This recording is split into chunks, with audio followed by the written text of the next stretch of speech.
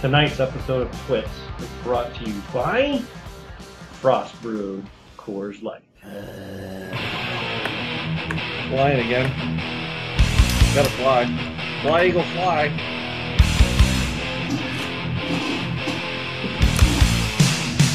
We recording? Yeah. Alright.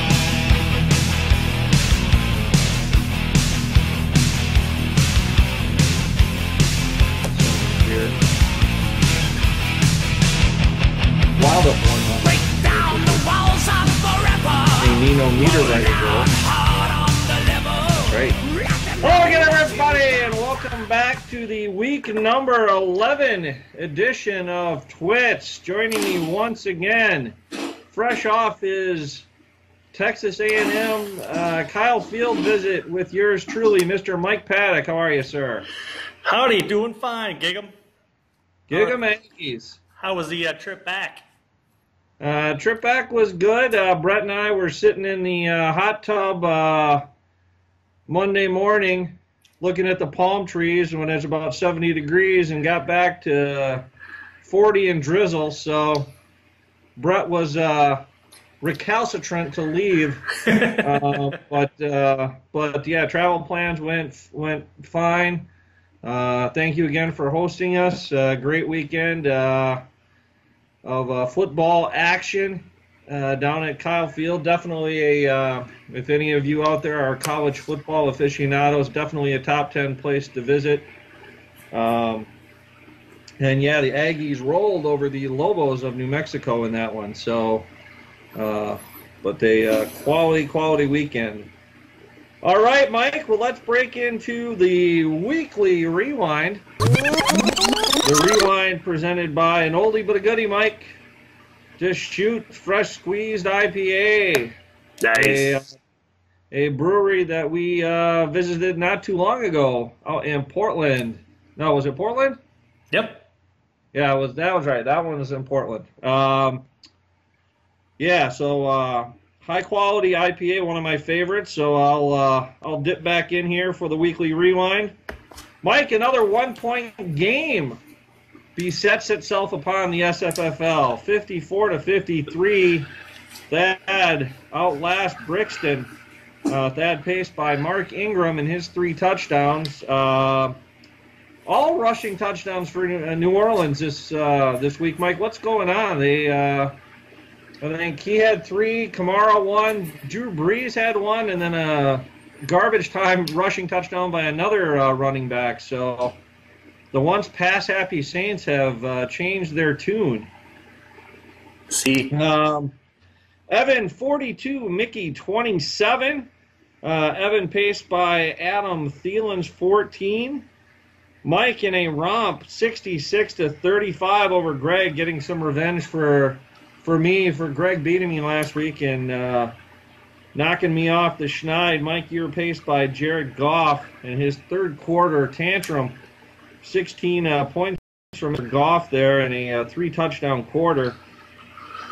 Jeff 54, Tim 31. The commish paced by Greg the Leg with 16 points, and Matthew Stafford chipping in with 13 for Timmy. And then last but not least, matchup that got over the century mark, Tom 65, Wayne 43. Tom was paced by Mr. Kirk Cousins and his 21 points to lead the way in a looks like a 22-point victory for Mr. Ewald. He tried to catch me for the top scorer of the week, but couldn't quite get her done. Yeah, no doubt. So that is the week that was, Mike. Once again, Mike, no record setters, only one time so far this year. So we'll bypass that segment and sound off, and we'll go to Mike. A little segment we introduced a few weeks back called Confidentially Yours. Sondo, confidentially yours. Brought to you by a little slow ride pale ale. Slow ride? Little glare on there. Yep. From a little brewery from across the lake in Oasis, Texas. Little local brewery there. Good stuff. Wow, nice. And we got big movement across the leaderboard. again. So 3 weeks in a row, we're a little hop, skipping, and a jump with Wayne coming through with 13 points last week to take the top spot by 5, but not over Tom, over Greg. Greg jumps up 15 points, and Tom only gets 4 on the week. So the leaderboard is shifting. And then you're also tied for 3rd there, so I guess it's Tim in 5th place at 102. Still not insurmountable. However, bringing up the rear as always, keeping my lead, barely. Yep. I got 4 points myself. Yep. So I know how you're feeling, Tom. Yes, the all-important strategic 8th place. 8th place is where you want to be about halfway through the season. Then you make your move, Mike. Oh, those game breakers are coming, and that's confidentially yours. That's a good call. I don't even remember if I've used one yet. I should probably get on that if I haven't. Cannot take them with you, Mike. So those do not transfer to 2018. Nice. All right, Mike. So let's move on to the snap count, and we'll take a look here. Throw up the graphic, Mike. We have a little bit of a statistic anomaly here. Your boy DeAndre Hopkins actually on the field for more plays than there were snaps. What happened? What happened? Well, how we measure that is anytime there's a quarterback on the field, we count that as a snap. So my conjecture is that they had him on for like a defensive play or something out of the Wildcat or something like that, where there was no quarterback. So he was on the field for an extra play. Interesting. So our first over 100% guy. Give it my all. Yeah. And we see Mr. Fitzgerald and Mr. Shepard were the only other guys to be on the field for every offensive snap. Notable names on there, Mike. You got something called Mercedes Lewis. Some blasts from the past here. You got Mr. Marquise Lee. Even 4 tight ends. You got Gresham and Walker. So the usual spattering of names, and then a couple of newcomers to the snap count. And then, Mike, over on the target monster side, we'll see that Mr. Fitzgerald makes an appearance on this list, too, at the top with your boy. So a couple of the TWITS guys, receivers here, leading the way with 14 targets. Drew Stanton apparently a little bit better than Tom Savage, 10-7 on the receptions by respective receivers. I'm guessing if you flop the quarterbacks, it would be reversed. Rounding out the top 5, Mike Sterling, Shepard, Adam Thielen, and Vernon's Davis. So there is your target monsters for week number 10. All right, Mike, that brings us wrap up there on 10. Why don't we take a look at what's coming up, Mike? Week number 11 on tap. Sondo, your spotlight matchup for week number 11. Jeff, 1 for the thumb, still in there. Gig 'em. Yeah. 9-1 with 541 points going up against Wayne Bago at 5-5 with 468. You do lead the all-time points as well. 1791 to 1474, and the series 25-17. However, Wayne has won 4 of the last 6 matchups. Woo! Can he defeat Goliath? Next I time. think yeah. I think that may be a stretch, but I hope the answer is no either way. Next on the agenda, Thad, the Brick Walls at 7-3 as well. Or, sorry, as well as I am, but I'm down the list somehow. I don't know. It's math. Anyway, 7-3, 507 against Greg Scuffs Patches at 3-7, 455. Thad leads the all-time points, 1902, 1741. And the series 26-19, winning 10 of the last 14 matchups. Wow. Then Mickey Crazy Mom coming in at 4-6 with 494 points against Tim Cranky Pants, 5-5 with 442. Mickey also leads the all-time points, 1526 to 1423, and the series 21-14, winning 5 of the last 6. No wonder he's cranky. That's right. Oh, there I am, way down there in the next to last, with Evan, the Minnesota Vikings, at 2-8. Evan doubling his win total. 480 points against my 7-3 Paints at 500 points. I do lead the all-time points, 1388 to 1248. And the series, 18-12-1, winning the last three. Ooh, see if I can keep that going. And rounding out the week, we have Brixton Pineapple at 3-7, 459 points against Tom Brixton Sky at 533. All-time points go to Tom, 60 to 52, back in week 7 of this year. So that is what's on tap. All right, beautiful. All right. Well, let's take a look, Mike, at our weekly 3-pack of facts. Yes, no edition once again. I think I found some good ones for all the SFFLers this week, Mike. So we're going to take a look. As you know, we had another 1-point matchup in the league. Yes. This week, and it seems to be a bit of a common theme throughout 2017 here, Mike. So, yes or no? At this point of the season, Mike, through week 10, we, yes or no, have had the most 1-point games in the history yes of the SFFL. What's it gonna be, Ooh, boy? the history? Yes? I'll say no! Yes. We'll have to go ahead and ding you on that one, Mike. Dang We're it. close, but not quite there. Throw up the graphic here. You can see back in 2009 through week 10, we had 6 1-point matchups. That's setting the pace, and then we are tied for second with 5. 2004, 2013, 14, and 17. So we are definitely chugging along on those, but not quite as good as back in 09. Wow. All right, Mike. Then we also, I believe, last week or the week before, we were talking about the ineptitude of the football being played and the slow pace of offenses this year. We're going to give you a chance to get back on track here, Mike. Yes or no, in the modern era, so 2008 and beyond, since we instituted bonus point scoring systems, yes or no, we are at the lowest pace through 10 weeks in terms of overall SFFL scoring for the year, yes or no? combined everyone. What's it gonna be, boy? I'm going to say... Yes? Or We haven't any record. no! I'm going to say yes. Double ding, Mikey, double ding. Dang it.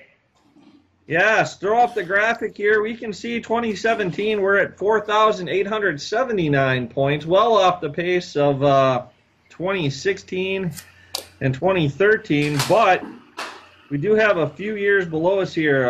The trinity of 2007, 8, and 9 were apparently not good years. Defenses stepped up then and shut down the scoring. So those are the 3 years that are below us, but that's it in the modern era. So They were just getting used to the new scoring system. we definitely have some work to do on that. So yeah, we are. What is that? Let's see here. 1, 2, 3, 4, 5, 6, 7, 8. So yeah, we're 8th lowest in the modern era. All right, Mike, our third pack of facts, much to the chagrin of the guys that do TWITS, namely you and I, the alternate conference, I believe that is the NFC, the one that we're not in, has a division leader at 5 wins. So, yes or no, in the history of the SFFL, has that ever happened before where through 10 weeks the leader of one division is at 500 What's it gonna be, boy? Yes or or no? lower? What's This it is gonna the be, first boy? time that has happened, Yes? yes or no? Or no! Wow. I'm going to say yes. That's a 3-pack for you, Mikey. It's actually not. It has happened one other time in the history of the Suffle. Dang it. As we throw up the graphic, yes, Thad back in 2012, led the AFC with 5 wins. But you can see here on the graphic, obviously Mickey in her undefeated season had 10. But yeah, it's good to be one of the 5 teams in that division because you are definitely not out of it, even the division race, maybe the wild card more so. Yeah, happened one other time back in 2012. So Wow. that is your 3-pack of facts where Mike takes the golden sombrero. All right, folks. Well, that brings us to the about the halfway point here. So we're going to get in a word from our sponsor, Target, and we'll be back after this commercial break. Coach Romeo, these Coors Light cold activated cans just told me the beer's cold. Yeah, they told me they were excited and they were happy. Wait, the cold activated cans told you they were happy? Sure. Did the cans tell you anything else? They said congratulations. When the mountains turn blue, your beer is cold and ready for kickoff. Coach, if all of your cold activated cans can talk, what happens when you open your fridge? Generally, there's hoopla involved. Hoopla? All right, well, we are back for the second half of TWITS. Hope you enjoyed that from our sponsor, Target. And as always, we're going to lead off the second half of the show, Mike, with steals and heels. Yeah, Sondo and this week's steals. We have the aforementioned Mark Ingram was projected to get about 8.15 and ended up with 24, like you said, for a 15.85 difference. And then a little running back called Austin Eckler, if I'm saying that right, out of LAC, was expected to only get about 1.3 points, ended up with 17 for a 15.66 on the plus side. Then your LAR Rams receiver, Robert Woods, wasn't expected to do much, only 4.62, got 20 for a 15.38 on the plus side. Nice. That's nice. However, the heels, we got a 3-pack running back for you. The Leonard Fournette, who kicked off the year just on a rampage, was expected to get almost 10 points, 9.565, only got 1 for a negative 8.56. And then, shady, LaShawn McCoy on here 2 weeks in a row. Slim Shady. Expected to get about 10.17, got 2 for a negative 8. And then Melvin Gordon was expected to get like 8.935, and only got 1 as well. So 7.94 to the negative, and those are your heels of the week. Yeah, you and I were watching the early games at a BW, I believe, in Humble, Texas. Yes. So I didn't see anything on Melvin Gordon. I don't know if he got dinged or not. I should go back to the video section, Mike, on the SFFL and look at some game footage from that to probably find that out. And once again, if you'd like to get that feature added to your homepage, all you got to do is let us know you've been watching TWITS. Drop me an email or drop Mike an email, and we'll have her added for you. Nice. All right, Mike. Well, let's move on to everyone's tertiary favorite, the Chalk Talk segment. And Chalk Talk continuing to roll along last week. I had Detroit minus 3.5 against Cleveland. Cleveland did make it a bit interesting in that game, but Detroit would eventually pull away, I believe, by 14 to move the Chalk to 4-3 on the year. And this week, Mike, we're going to venture into the dangerous waters of Thursday night football where anything can happen. But I'm liking the Pittsburgh Steelers, Mike, at home. They got a bit of a scare last week. They are a much different team at home. They are laying 7 against the Titans of Tennessee. And at home, defense plays a lot better, and I believe the offense will get back on track after the scare in Indy. And so I think they will cover that touchdown number Thursday night against your Tennessee Titans. So that's where the chalk is going. At the confluence? At the confluence of the Allegheny, Monongahela, and Ohio Rivers, Mike. Three Rivers Stadium for you football novices out there. All right, Mike, dog of the week. Mike, it's been tough sledding for the dog. He's got stuck in some mud there a little bit. We had Buffalo last week, and they laid the golden goose egg there against New Orleans in a 47-10 loss. Close. So the dog needs to get back on track. How are we going to take care of that, Mikey? Well, first thing I'm going to do is I'm going to use the old graphic again, even though it didn't work last week. But there it is. And we're going to go with the high-flying Atlanta Falcons going out to Seattle and getting 3 points. I think the Falcons have enough firepower and defense to definitely lay it on top of Seattle, who's missing Richard Sherman out for the year and a couple other people dinged up. So give me the Falcons and take those 3 points. I don't care if it's all the way across the country. I like the dirty bird. The dog isn't scary yet, bird. You got to fly, Falcons, fly. All right, Mike. Well, we will wrap up the show here in the usual way with our game of the week. Mike, last week we both had the Bears, and the Packers actually somehow won that game. Don't know how. But the defense held them to about 16 points. I think that's part of it. So, Mike, I dropped to 4-3 with an asterisk, and you dropped to a still very respectable 5-2. This week, Mike, we're going to take a look at what I believe is the Sunday Nitro game. Al Michaels and Chris Collinsworth on the call. The Eagle at the Cowboys. Who do you like in this one? Yeah, and Zeke is still out as far as we know.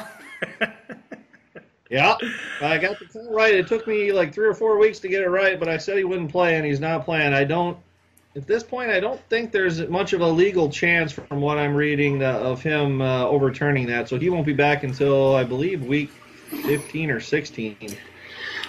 Yeah, and I think your division-leading Eagles going into Texas Stadium, whatever they call it nowadays, Jerry Jones Palace. I think they have the firepower and the defense to get this done as well. The Cowboys took it on the chin last week. They're not too happy about it, but I don't know if there's much they can do. They lost their left tackle, so give me those Eagles. Yeah, Mike, I wanted to go the other way in this, but I agree almost exactly with your statement. I don't know that there's much they can do about it. The biggest problem was the left tackle, the loss of the left tackle. The Atlanta defensive end had, from Iowa there, Adrian Claiborne had 6 sacks. Yeah. So, run blocking and no running back was an issue, but that left tackle position isn't going to solve itself in a week, as we know in Green Bay. And Sean Lee, I believe, is out. And that defense, like I said, it's not a bunch of household names. It's kind of a patchwork defense, very similar to Green Bay. So I think they're good enough to hold some teams down, but this is not a good recipe. So even though they're at home, Mike, I'm going to go with Mr. Paddock and Thor, and I'm going to take Fly, Eagle, Fly in the game of the week. Nice. All right, well, that will wrap up the Week 11 edition, Mike. We are going to take a bit of a hiatus here with some travel plans, some Thanksgiving et al. So we will see everyone back in after 3 weeks. So we will be back with the Week 15 edition of TWITS. So trust me, I know you're going to miss those 3 weeks and kind of not be able to fill your Wednesday and Thursday night viewing plans, but a ton of archives out there at VH1 Classic and on our YouTube channel, so please visit those. So, as I mentioned, if you'd like to see this episode, any past episodes, head on over to one of those 2 venues and get your fill. And until Week 15, Mike, we'll say good night and adios. Good luck, everyone. Adios.